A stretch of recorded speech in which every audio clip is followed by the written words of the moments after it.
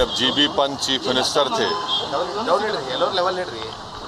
तो उस जगह पर 500 साल तक मुसलमान नमाजें पढ़े। नायर साहब मस्जिद बंद करा के वहाँ पर पूजा शुरू कर दिए। विश्व हिंदू परिषद जब फॉर्म हुई, जब तो राम मंदिर नहीं था।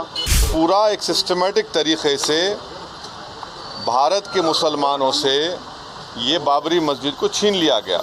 नरेंद्र मोदी ये काम करके मेजॉरिटी वोट्स को कंसोलिडेट करना चाहते हैं। जीबी पंत चीफ मिनिस्टर थे तो उस जगह पर 500 साल तक मुसलमान नमाजें पढ़े।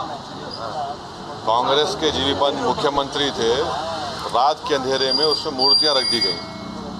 मेरी मस्जिद थी, है और रहेगी। उन्होंने मूर्तियां नहीं निकाले और फिर वहाँ पे कलेक्टर थे जिनका नाम था नायर साहब मस्जिद बंद करा के वहाँ पर पूजा शुरू कर दिए।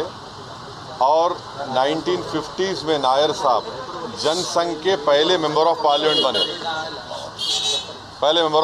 बने।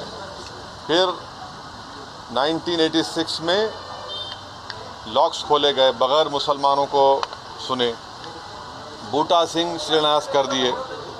6 दिसंबर 1992 को सुप्रीम कोर्ट को ये वादा करके बीजेपी संघ परिवार बाबरी मस्जिद को डिमोलिश कर दिए, शहीद कर दिए।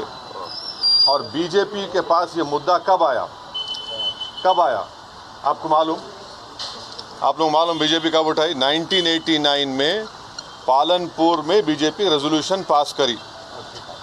विश्व हिंदू परिषद जब फॉर्म हुई, जब तो राम मंदिर नहीं था। महात्मा गांधी बोले क्या?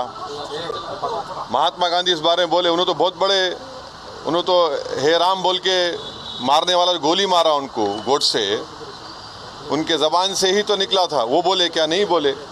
तो ये पूरा एक सिस्टमेटिक तरीके से भारत के मुसलमानों से ये बाबरी मस्जिद को छीन लिया गया। सुप्रीम कोर्ट का यकीनन फैसला है। सुप्रीम कोर्ट हमारे मुल्क की आखिरी एपेक्स कोर्ट है।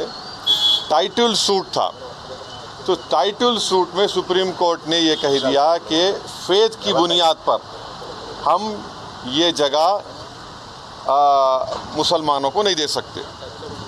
सुप्रीम कोर्ट ये भी कह दिया कि वहाँ पर मंदिर को तोड़कर मस्जिद नहीं बनाई गई। ये सुप्रीम कोर्ट ने कहा उस जजमेंट में। और मैंने सुप्रीम कोर्ट के जजमेंट आने के बाद ये रिएक्शन आपको मीडिया को दिया था कि एक सुप्रीम कोर्ट के रिटायर्ड चीफ जस्टिस थे, उनका नाम जस्टिस JS वर्मा नाम था।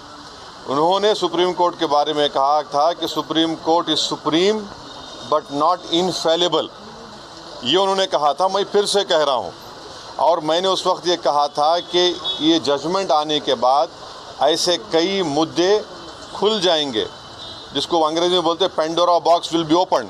और आज आप देख रहे हैं कि हर जगह पर संघ परिवार जाकर ये बोलता है कि नहीं, यहाँ पर मस्जिद नहीं थी। ये मेरा मानना है, ये मेरा बोलना है, हम ये बोल रहे हैं।